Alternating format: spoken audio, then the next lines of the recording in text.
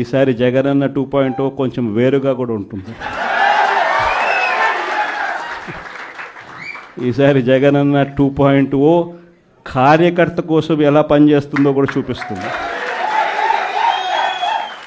ఇది మాత్రం నేను ఖచ్చితంగా చెప్తా ఉన్నా. ఎందుకనంటే జగనన్న 1.0లో బహుశా కార్యకర్తలకు నేను అంత గొప్పగా బహుశా చేయలేకపోయి ఉండొచ్చేమో. ప్రతి పథకము ప్రతి విషయంలోనూ కూడా మొట్టమొదటిగా ప్రజలే గుర్తుకొచ్చారు. ప్రజలకు మంచి చేయడం కోసమే నా టైం కేటాయించా, నా తాపత్రయపడ్డా, ప్రతి విషయంలోనూ దానికోసమే అడుగులు వేశా. కానీ జగనన్న 2.0కి వచ్చేసరికి మాత్రం చంద్రబాబు నాయుడు కార్యకర్తలకు పెడతా ఉన్న ఇబ్బందులు చూసా, కార్యకర్తలు పడతా ఉన్న అవస్థలు చూసా, కార్యకర్తలు పడతా ఉన్న బాధను గమనించా. వీళ్ళ కోసం గట్టిగా మీ జగనన్న ఉంటాడని సందర్భంగా గట్టిగా చెప్తాను.